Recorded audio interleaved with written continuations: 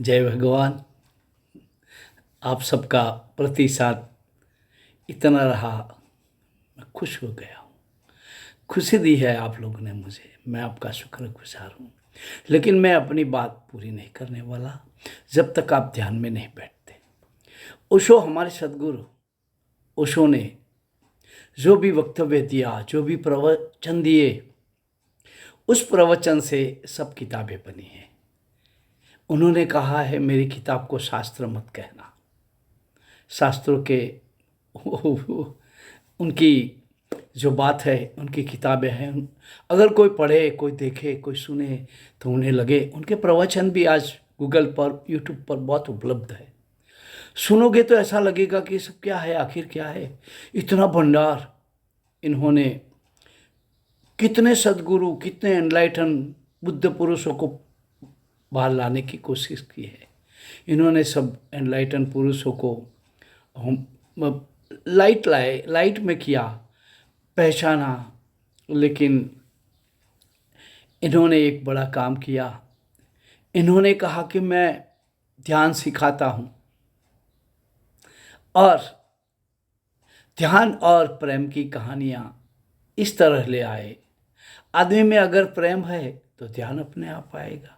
अगर वो ध्यान करेगा तो प्रेमी हो जाएगा। है ना कमाल की बात, ये एकदम गजब की बात है। आखिर में इन्होंने ये भी कहा कि मैं मृत्यु सिखाता हूँ। भला मृत्यु भी कोई सीखने की बात होती? आपको ये सुनकर, जानकर बड़ी हैरानी, ताज्जुब भी होता होगा कि मृत्यु के नाम से लोग डरते हैं। कोई बोलेगा कि मृत्यु, शुभ शुभ बोलो, मृत्यु, बाप रे, मृत्यु की बात आई, बड़ी कठिन लगती है। क्योंकि हमने जीवन को इस तरह जिया है, हमने पहले शुरुआत से ही मृत्यु को इस तरह दबा के रखा है, जैसे अंग पर वस्त्र दबा के रखते हैं ना। हो सके इतना पहन लो, ओढ़ लो। मृत्यु की बात को भी, जो सहज है, जो सत्य है, कहीं भी छिपेगा नहीं, इसे हम दबा रखे हैं, दबाए छिपाए रखे हैं। लेकिन एक न एक दिन तो आनी है इसको। तो कभी हमारे पास तो ओशो ने ध्यान विधियों में एक ध्यान विधि मृत्यु की विधि है। हम ध्यान करते हैं मृत्यु का, मृत्यु से नाता बनाते हैं, दोस्ती बनाते हैं। बार बार लेट जाके यही मृत्यु को आह्वान करते हैं, कैसा होगा।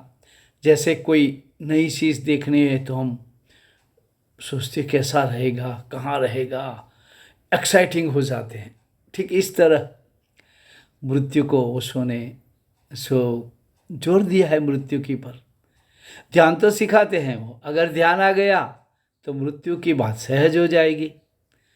और मृत्यु को अगर तुमने सहज बना लिया, सहज हो गया, तो फिर जितेंद्रियम बुद्धिमता वरिष्ठम आप बुद्धि से पर हो गए, दिल से जीने लगोगे, दिमाग से नहीं। अब तक तो तुम दिमाग से जी रहे हो, हिसाब किताब बिठा रहे हो, कोड़ी कोड़ी का। क्या मिलेगा वहाँ, क्या फ़ायदा है? सिर्फ फ़ायदा ही ढूंढा है जीवन पर, फिर फ़ायदा नहीं। किसी का फ़ायदा देखोगे, किसी का हित देखोगे, फिर धीरे धीरे सब छूटता जाएगा। पता चल जाएगा जब तुम्हारा जन्म हुआ, जब हम पैदा होते हैं, मृत्यु भी साथ में होता है, छिप कर चलता है, और एकाएक एक दिन खड़ा हो जाता है कि मैं भी हूँ। हम टाल रहे हैं, कोई बोले मृत्यु तो अरे बाप, घबरा जाते हैं। लेकिन मृत्यु वास्तविकता है, उसका स्वीकार करना न स्वीकार करना हमारे पर निर्भर है, हम किस तरह सोचते हैं। हाँ, अगर मृत्यु की भी साधना की जाए, ओशो ने जो साधना का वक्त दिया है मृत्यु के लिए, अगर उनमें आप शुरू हो गए तो दूसरी बातें जैसे हल्की फुल्की हो जाती हैं। लगता है ये भी तो दोस्त हो जाएगा।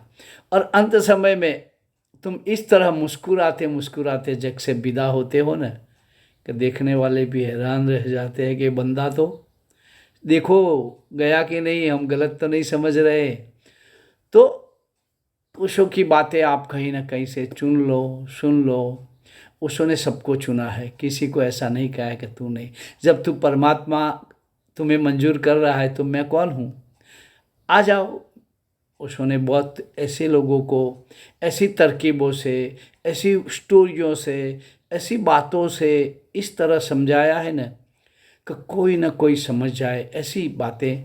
तो इन्हीं बातों में से थोड़ी थोड़ी बातें मैं मेरी तरह और हल्का फुल्का, एकदम इजी लैंग्वेज, मतलब सरल और सहज भाषा की आप समझ पाए, इस तरीके से मेरा कहने का प्रयास रहता है।